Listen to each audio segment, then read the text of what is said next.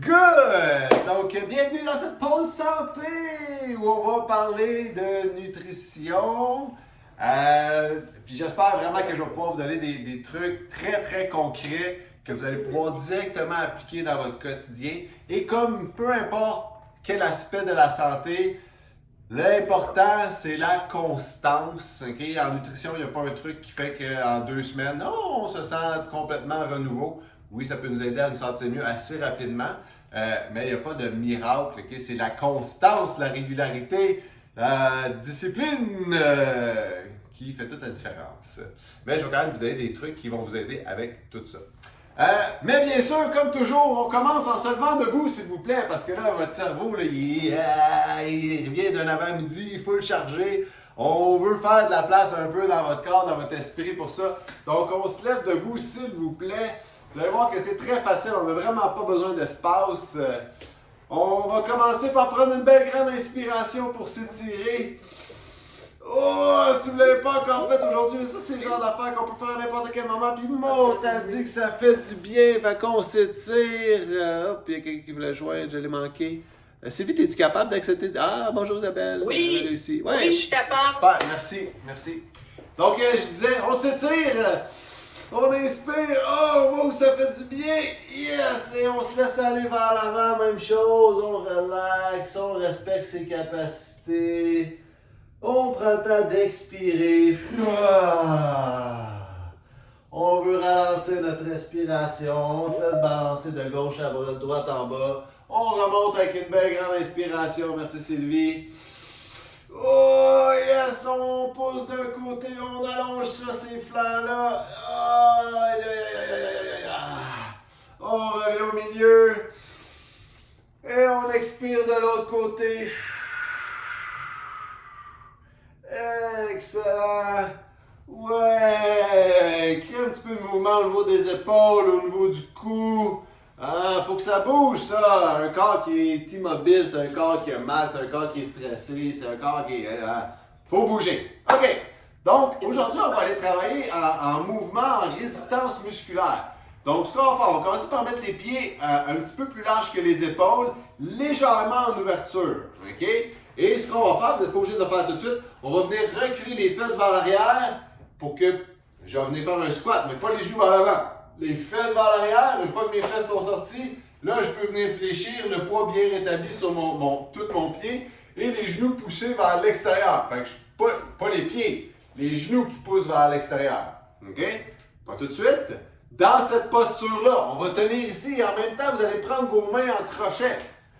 Comme ça ici. Et vous allez tirer une main contre l'autre le plus fort que vous pouvez. OK? Pas pousser. Vous tirez comme si vous voulez les éloigner. Il n'y a rien qui va bouger, mais le but, ça va être de garder la contraction pendant 30 secondes. OK? Donc, on s'installe. On sort les fesses, on descend ça. Un beau squat, on contracte les abdominaux, on pousse les genoux vers l'extérieur. Et pendant 30 secondes, à chaque expiration, tire les bras. Garde les épaules basses.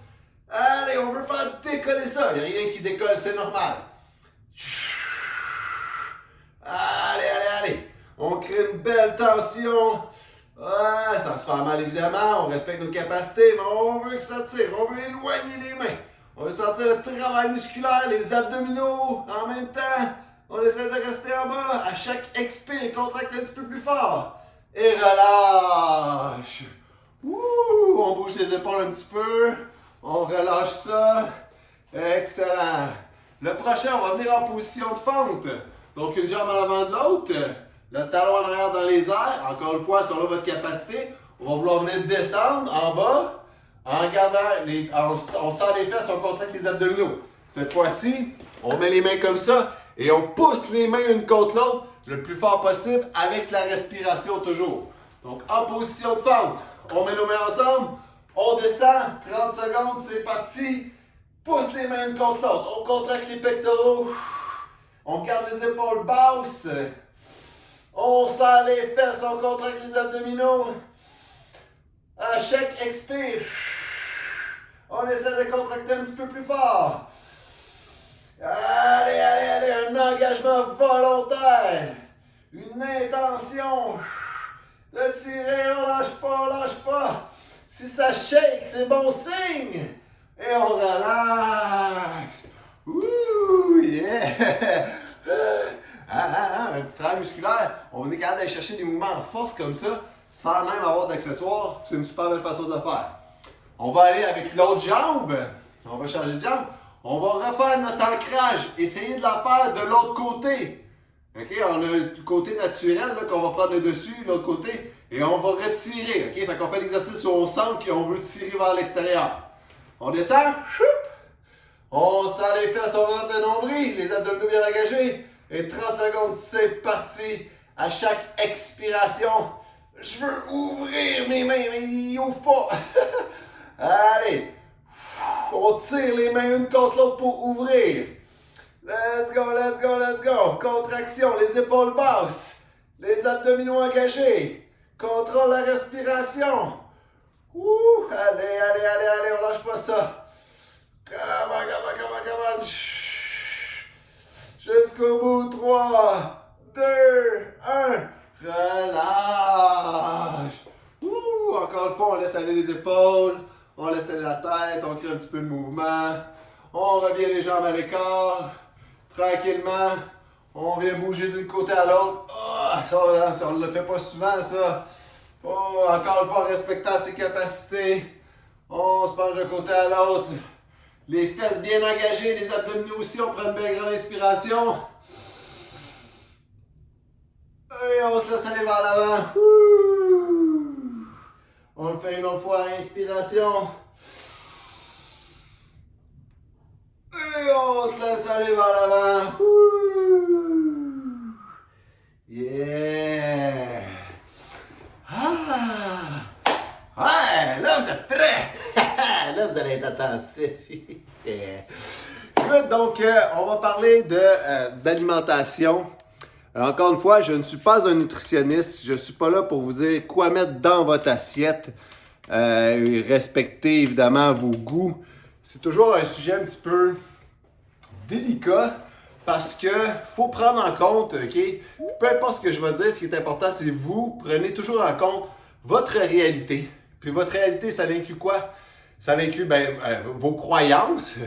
Hein? C'est pas tout le monde qui mange la même chose. L'aspect religieux peut rentrer en compte. L'aspect, évidemment, si vous avez des préférences alimentaires, si vous êtes végétarien, végétalien, carnivore, céto. Ça, c'est correct. Je suis pas là pour m'ostiner là-dessus du tout. Il ne devrait pas avoir d'ostinage à ce niveau-là.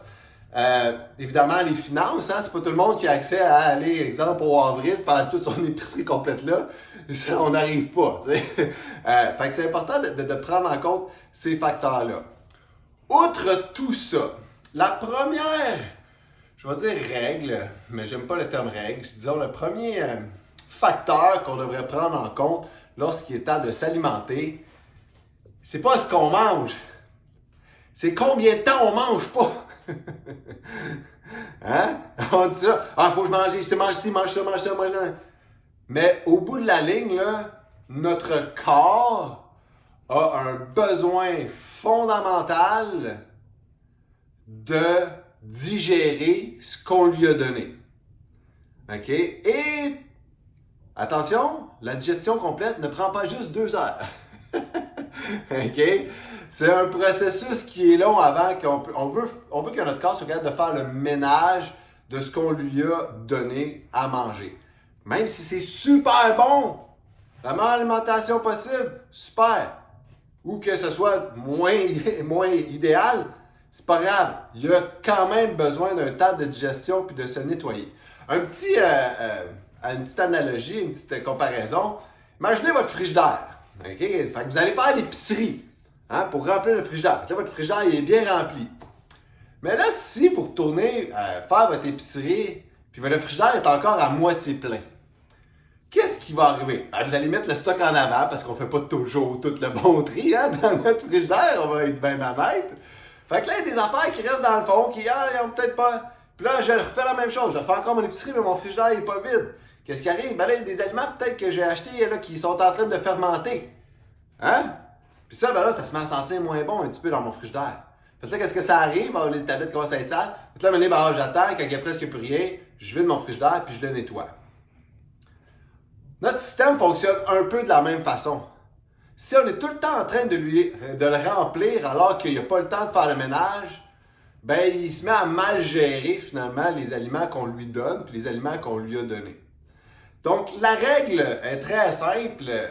L'objectif, c'est d'être à jeun, et encore une fois, si on a un problème de santé, avec des pilules, des médications qu'on doit prendre un certain heure avec la nourriture, adaptez-vous, ok? Demandez à votre médecin comment vous pouvez peut-être aller chercher ce principe-là, qui est d'essayer d'aller chercher une période de jeûne de 12 heures. Ok? Ça, c'est une belle base qui... Se faire aller chercher du jeûne de 48 heures puis 3 jours, okay? Il peut avoir des bénéfices à faire ça, mais commençons par un 12 heures. Puis un 12 heures, c'est quoi? Ben normalement, pour les gens qui étaient là pour optimiser le sommeil, on veut ne pas manger 2 à 3 heures avant d'aller se coucher pour permettre à notre sommeil d'être plus récupérateur. Donc si, mettons que je me couche à 10 heures, puis j'arrête de manger à 7 heures, ben 12 heures plus tard, c'est 7 heures le lendemain matin. Fait que c'est pas quelque chose de si incroyable que ça en réalité. Okay? Des fois, ça peut faire peur. Puis oui, mais là, j'ai vraiment faim quand je me lève. Si votre corps a constamment faim, c'est parce qu'il est dépendant des glucides. S'il est dépendant des glucides, vous n'êtes probablement pas capable d'utiliser vos gras comme énergie. Okay? Ça s'appelle avoir de la flexibilité métabolique. Être capable d'utiliser toutes les sources d'énergie, que ce soit des glucides, que ce soit des gras, que ce soit des acides aminés, que ce soit du glucose, peu importe ce qui est disponible. Et c'est un petit peu la clé d'un bien-être en alimentation. C'est peu importe ce que je vais manger ou ce que j'ai en ce moment dans le corps, si je suis à jeun ou pas, on a toute de l'énergie stockée dans notre corps. Okay? Un humain moyen peut jeûner pendant 2 semaines, puis il n'y aura pas aucun problème de santé. Pourquoi? Parce qu'on a plein d'énergie. Toute notre gras, c'est de l'énergie qu'on est capable de transformer en vraie énergie. Okay? Donc, la base, posez-vous la question, est-ce que je jeûne pendant un minimum de 12 heures à tous les jours? Si la réponse est non, posez-vous la question, comment je peux arriver à ce principe-là? Puis souvent, c'est d'essayer d'éloigner le repas du soir. Ou peut-être celui du matin. Je vous déconseille d'essayer de jeûner pendant le jour, c'est vraiment pas facile. La nuit est déjà là. On est comme, je peux pas manger pendant que je dors. Fait qu'utilisons cette période-là, 12 heures. Après ça, est-ce qu'aller chercher un 14, 15, 16 heures, c'est bien? La réponse, c'est toujours ça dépend, mais dans la majorité des cas, oui, on a des bénéfices à être capable d'aller chercher ça. Si je suis capable d'aller chercher un 16 heures à jeun, 18 heures à jeun, vous allez voir que votre niveau d'énergie risque d'être quand même très stable. À la limite, dans le cas de plusieurs personnes, va même être meilleur parce qu'on n'a pas le pic de glycémie. Okay? Je vais revenir à ça. Donc, le fait d'être capable de jeûner, d'être capable d'avoir de l'énergie sans avoir besoin de manger, c'est une clé. Okay? C'est une clé. Puis il y a plein d'études maintenant qui démontrent que non, vous ne perdrez pas de masse musculaire si vous jeûnez. Même si vous jeûnez pendant 2 semaines, vous ne perdrez pas de masse musculaire. Okay? Le corps ne fonctionne pas comme ça. Le corps va utiliser ses gras qu'il est capable d'utiliser comme énergie beaucoup plus facilement. Okay? Donc, ça c'est la base, 12 heures. Maintenant, ce qu'on va déjeuner, et le terme déjeuner, jeûne, déjeune, ok? Fait que tu déjeunes à 6 heures du matin, que ton premier repas tu le prennes à 11 heures, c'est ton déjeuner. Et est-ce que le déjeuner est le repas le plus important de la journée? Oui, mais il n'est pas obligé d'être en te levant. OK? Puis même, c'est pas une si bonne idée de manger trop vite en se levant. Notre corps n'est pas encore prêt au niveau hormonal à tomber en mode digestion.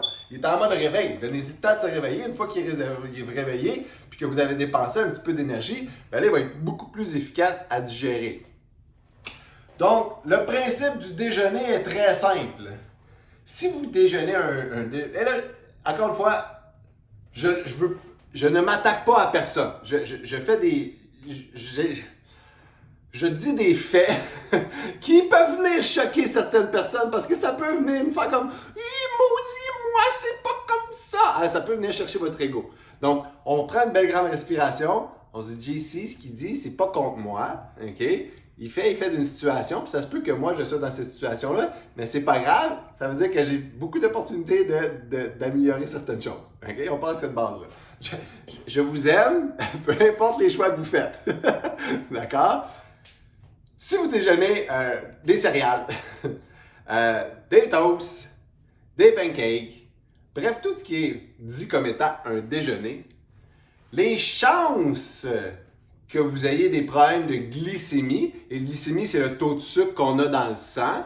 Okay? Lorsque je mange quelque chose qui est plus sucré, qui a plus de glucides, mon taux de sucre va monter dans mon sang. C'est normal, c'est des choses qui sont sucrées. Même si ce n'est pas juste du sucre, là. Même si les glucides en général vont avoir cet effet-là, vont faire monter la glycémie. Exemple, un pain, le pain blanc fait monter une glycémie beaucoup plus que, exemple, une barre Mars. Okay? Parce qu'il n'y a rien là-dedans, le pain blanc. C'est juste des glucides vides qui rentrent dans le sang super rapidement. Okay? Donc, ça fait une glycémie qui monte. Taux de sucre dans le sang qui augmente.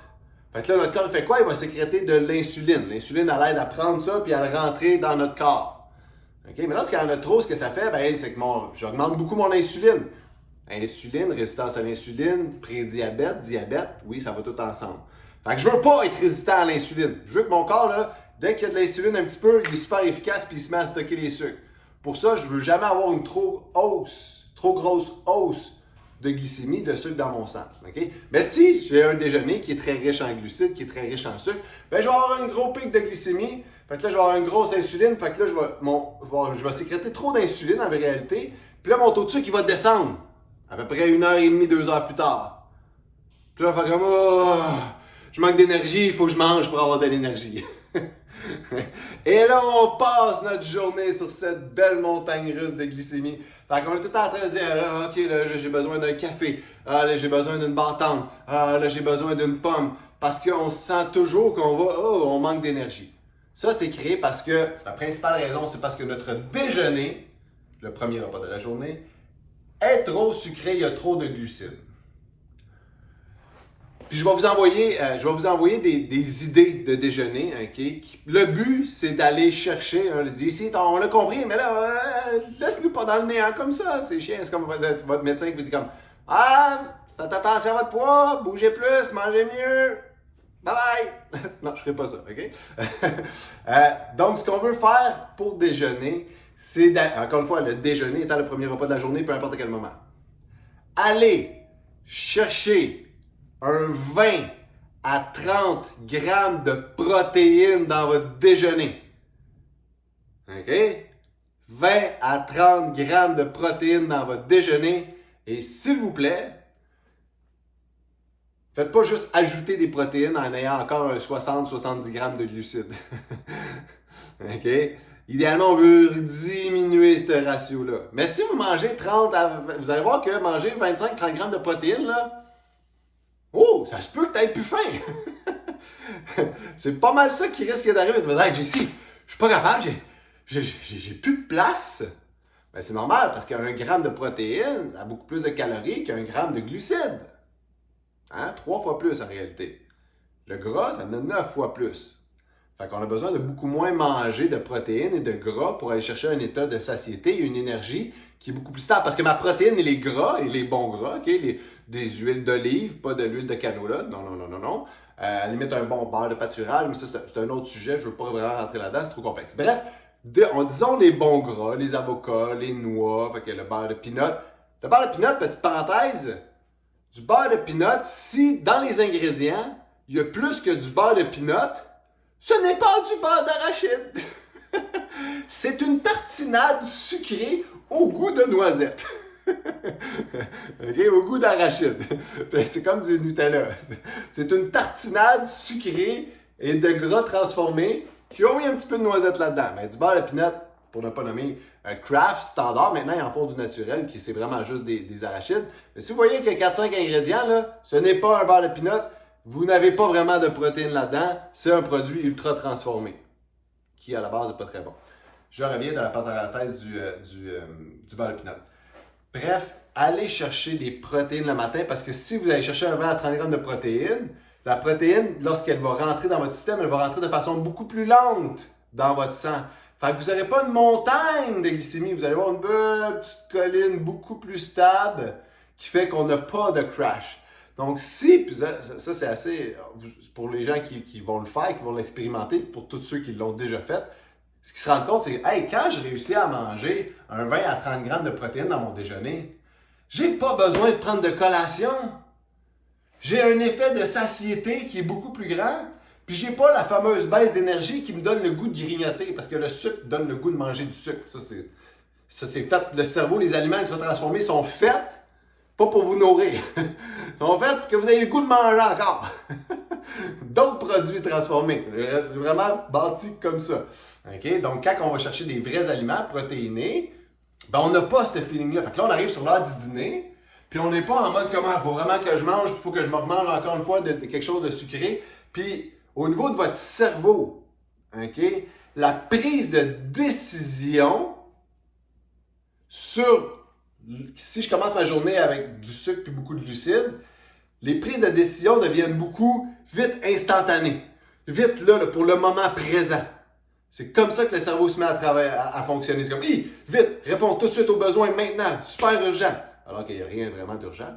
Alors que quand on n'a pas ce rush de glucides-là, nos pensées sont beaucoup plus réfléchies. On va dire comme, OK, j'ai ça maintenant, mais ah oui, j'ai aussi cet après-midi, je travaille. Ça serait peut-être intelligent que j'aille pas, encore une fois, me mettre un gros pic de sucre sur l'heure du dîner, un repas super riche en glucides, le fameux plat de pâtes le midi. Je m'excuse, tu vas aller chercher la même montagne russe de glycémie. Fait que là, beaucoup de pâtes, beaucoup de glucides, taux de sucre qui augmente rapidement. Puis là, en plus, avec la fatigue normale d'après-midi à 2h30, c'est le chaos total! On pense plus clair, on est plus productif, même si on travaille très fort. Et je suis certain que tout le monde travaille très fort. Mais notre cerveau, lui, est comme... Il ne sait plus où donner de la tête. Il pense juste à, tout de suite, hey, donne-moi encore du sucre là, pour que je fonctionne. Et ça, ben, en termes de vous, pour votre santé, ça crée des problèmes de santé. Tout ce qui est en lien avec la résistance à l'insuline, ben, diabète, après ça, hypertension, après ça, tout le cholestérol, ça vient du sucre, principalement de trop de glucides. Okay? Donc, protéines le matin. Protéines le matin, protéines le matin. Et dans vos repas, pensez la fameuse assiette canadienne. Ils l'ont améliorée. Elle est pas mal mieux. Okay? Fait que mettons qu'on part de cette assiette canadienne-là. Souvent, ce que j'entends, c'est « Ouais, tu manges-tu assez de légumes? » « Ah ouais, hey, moi, le soir, là, je mange une salade. » « OK, cool. Puis le midi, « Ben, c'est une sandwich avec une tranche de laitue. » « OK, cool. Puis le matin, « Ben, c'est mon bol de céréales. » « OK. » Fait que mettons que tu prends l'entièreté de ce que tu as mangé dans ta journée, là. Est-ce que tu en as au moins le tiers qui c'est des fruits et légumes? D'après moi, ta slice de laitue dans ta sandwich, ça équivaut pas au tiers des calories que tu as ingérées. Le matin, tu n'en avais pas. Puis là, le soir, tu avais une petite portion de salade qui faisait le quart de ton assiette avec les 2 tiers de glucides et le tiers de protéines. Au bout de la ligne, c'est sûr que tu n'arrives pas. Okay? Fait que pensez à l'assiette canadienne. Fine, on va jouer avec celle-là pour l'instant. On peut aller dans moins de glucides, plus de ci, blablabla, peu importe, encore une fois. Mais assurez-vous que vous respectez les portions et que les glucides ne font pas plus qu'un tiers de ce que vous allez consommer. C'est là le piège. Puis, vous allez oui, mais je vais avoir faim. Non, vous n'aurez pas faim si vous mangez des protéines et des bons gras. OK? Puis de l'huile d'olive, là, vous pouvez en mettre à peu près tant que vous voulez. C'est tellement une bonne huile qui est bonne pour votre corps, qui ne fait pas comme « Oh, il y a beaucoup de calories là-dedans! » Oui, c'est vrai, mais c'est des bonnes calories que votre corps est capable de bien utiliser, puis c'est plein de polyphénols, plein de choses que votre système digestif, que votre microbiote aime, qui est capable de tourner en énergie de façon assez facile. Donc, mettez-en. C'est pas là le problème, c'est sûr et certain. OK? C'est juste que si là, on ajoute plein de gras et on ajoute des protéines, mais on continue à manger autant de glucides, pouf! Ah, JC, fais ce que tu m'as dit, j'ai ajouté des protéines. Mais si on n'a pas diminué le intake total, ben c'est sûr qu'on va avoir une problématique. OK? Puis, d'après moi, si vous allez chercher le nombre de protéines, là, puis pour vous donner une idée, la quantité de protéines que vous devriez aller chercher dans une journée, pour une personne en santé moyen, c'est 1,2 g de protéines par kilogramme de poids santé. Poids santé, ça veut dire quoi? Ça veut dire qu'un exemple, moi si je pèse, en ce moment je pèse à peu près 90 kg. Mais si mon poids santé c'était 80 kg, ben il faut que je mange en fonction de 80 kg et non pas 90. On comprend? Tu sais, la personne qui, par exemple, je pèse 250 livres, mais mon poids santé c'est 200, ben mange des protéines en fonction de 200. Et non pas en fonction de 250, ce qui équivaut à peu près à 100 grammes. Fait que là, faites le calcul, puis prenez conscience, la fameuse conscience. Prenez conscience, c'est quoi la quantité de protéines que vous mangez en ce moment dans une journée? Puis posez-vous la question, c'est pas très compliqué à regarder, là, si vous regardez les portions à cette heure, vous posez la question à Google, ça c'est combien de portions à peu près, puis ils vont dire la fameuse paume de main, à peu près une portion. Mais regardez vraiment, là, comme, OK, ça pèse combien, ça équivaut à combien en protéines, OK, dans mon souper j'ai mangé 20 grammes de protéines, cool. Dans ton dîner t'en avais combien? Oh, j'en avais 10. Puis dans ton déjeuner, j'avais du beurre de pinot avec un pain, fait que peut-être 10 aussi. OK, fait que t'es à 40 grammes de protéines. Si tu pèses 70 kilos, tu devrais aller chercher plus 80. T'as peu juste à moitié. OK, puis automatiquement, je vous dis, pour ça qu'avant de tout compliquer, si vous mangez plus de protéines, vous n'aurez pas le choix de manger moins d'autres choses. Parce que la protéine va vous donner l'effet de satiété. Donc, si on fait juste ne pas manger pendant 12 heures pour laisser le temps à notre corps de digérer, de faire le ménage, puis quand on déjeune, on s'assure de commencer la journée avec des protéines, ben tout le reste devient plus facile. Notre niveau d'énergie est beaucoup plus stable parce que j'ai pas mes montagnes russes de glycémie. Mon énergie est beaucoup plus stable. Vous allez avoir beaucoup moins de crash d'énergie en après-midi.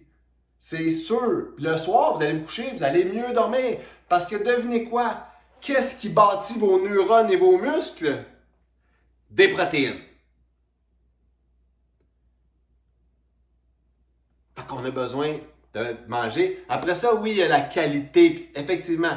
Mais à la base, okay? Évidemment, on veut éviter les produits transformés, ultra transformés. Ça, c'est tout le temps vrai. C'est tout le temps vrai. Il n'y a pas personne qui va s'ostiner là-dessus.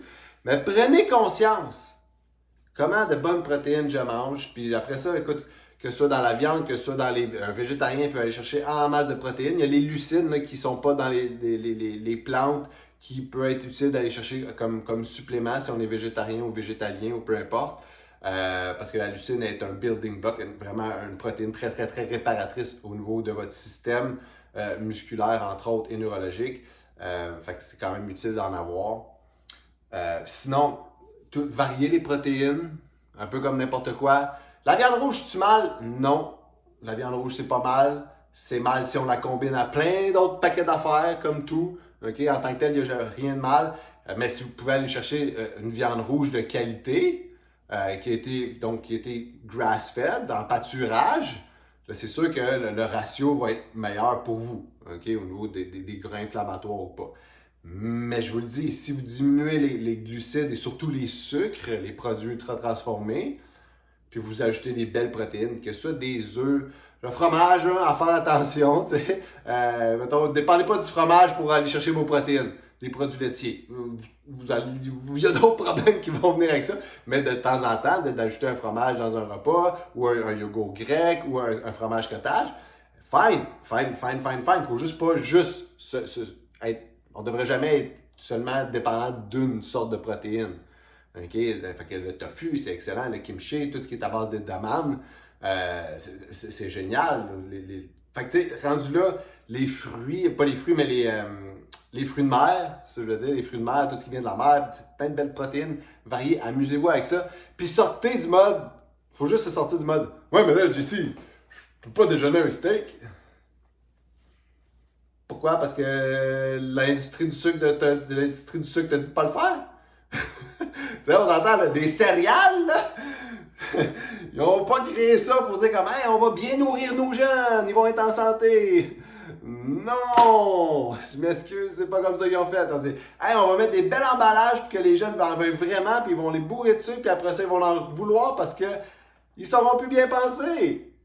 C'est plate, mais c'est comme ça. Okay? Il y a des pays qui empêchent surtout tout ce qui est non-santé, d'avoir une étiquette sexy. Parce qu'évidemment, c'est vendeur. Hey, moi, je voulais donc bien manger le Froot Loop avec le pélican, tu sais, le toucan. Je voulais ça, là.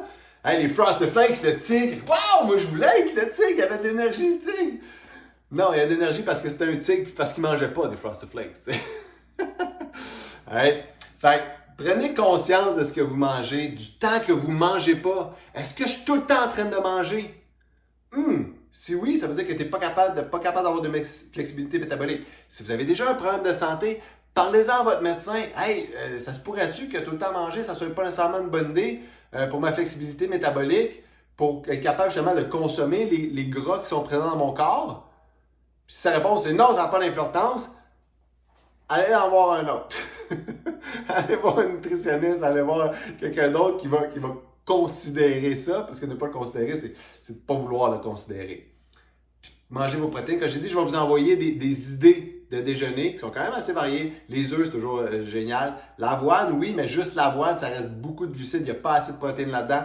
On peut le combler en ajoutant des noix le matin, de mettre du gruau là-dedans, des graines qui sont très riches en fibres, qui sont très riches en protéines, qui ralentissent la glycémie. Fait que c'est ça le but. Le but, c'est manger moins de glucides, plus de protéines, surtout au déjeuner.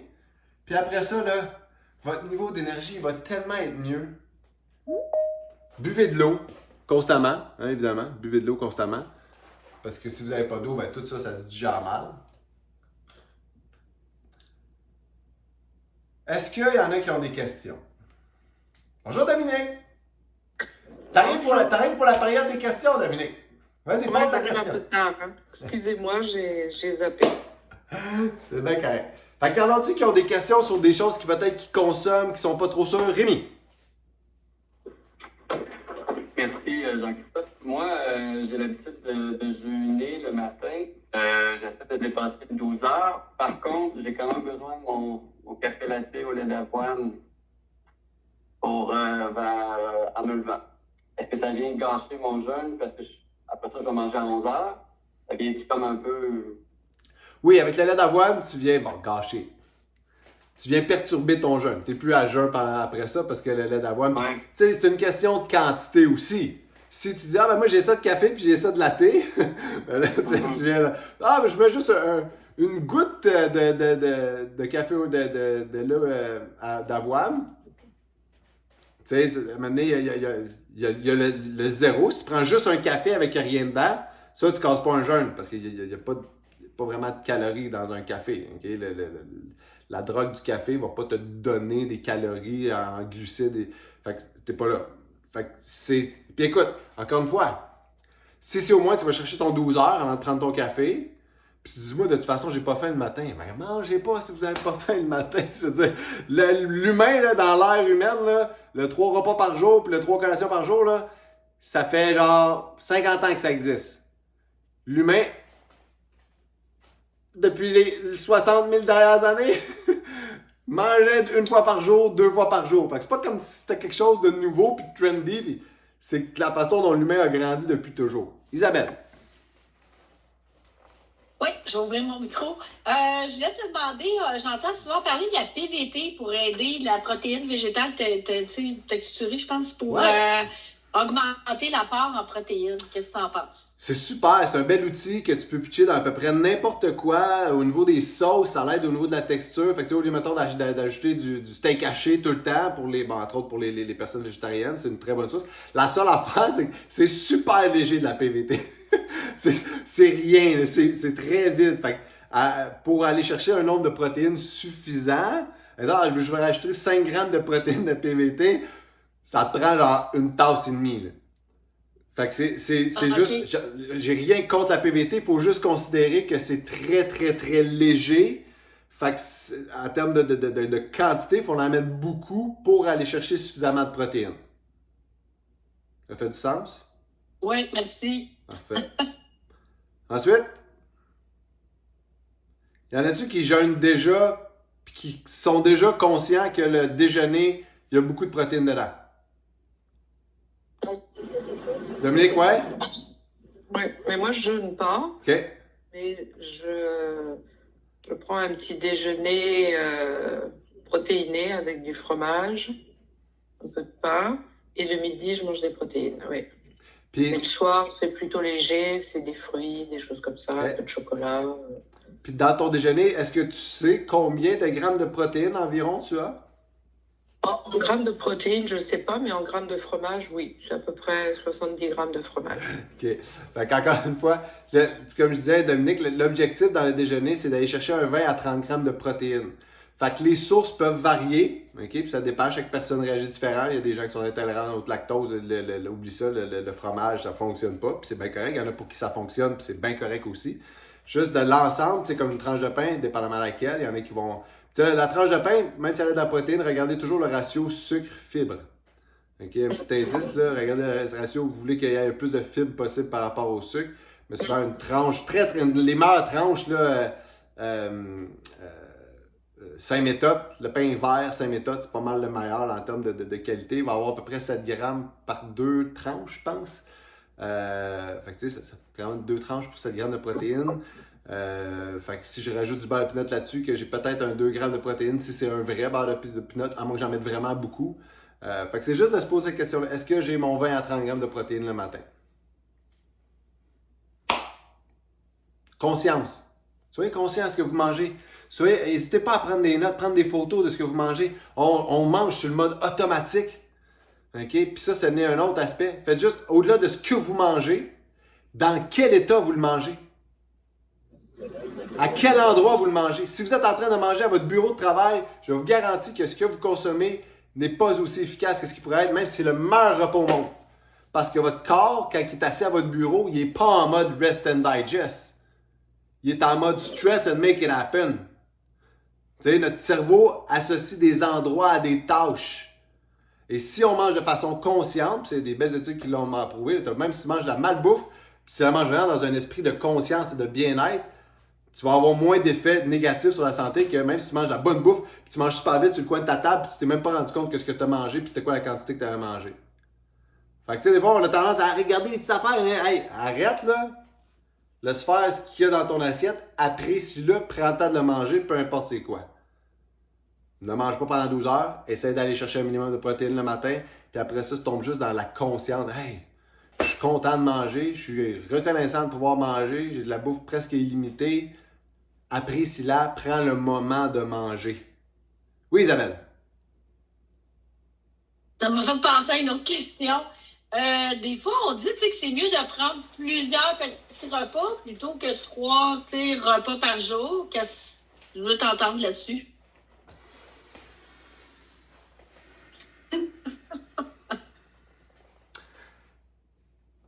Je vais commencer par cette réponse en disant je ne suis pas un nutritionniste, ce n'est pas un conseil de santé. Ouais. Okay?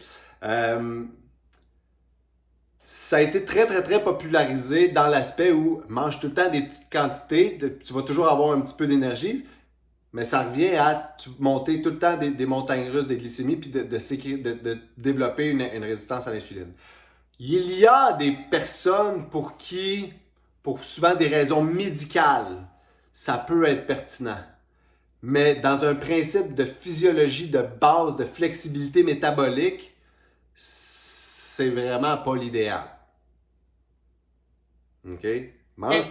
Nourris-toi comme il faut, avec des bons aliments qui vont te donner un état de satiété. Ton corps va beaucoup plus apprécier que de tout le temps avoir besoin, dépendre de manger pour avoir de l'énergie. C'est vraiment pas un bon signe. Jean-Christophe, j'ai une question pour toi. Est-ce qu'on doit attendre d'avoir faim pour manger? Normalement, oui.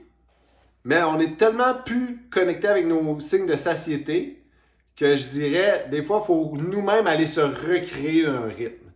Donc, tu sais, cet aspect-là d'essayer de manger à des heures régulières, ça reste très bon, là. OK? Ça reste très bon. C'est pas obligé d'être universel. Plus on est flexible métaboliquement puis être capable d'aller chercher des jeûnes de 16 heures, de 24 heures, de 48 heures, de ci, de ça, plus notre corps va être capable de s'ajuster. Mais avant d'être rendu là, de commencer par dire, OK, ben moi, je déjeune à 10 heures. Après ça, je dîne à 1 heure puis je soupe à 5 heures. Mais d'essayer de stabiliser ça, c'est une clé. Fait que, est-ce que je devrais manger même si j'ai pas faim? Ben, à un moment donné, non. Tu sais, si t'as pas faim, vraiment pas faim, mais à un moment donné, c'est juste qu'on est. Nos signaux de satiété sont tellement perturbés que malheureusement, plus tout le temps fiable. Mais à la base, comme un enfant, il y a encore les bons niveaux de satiété, oui. J'ai pas faim, mange pas.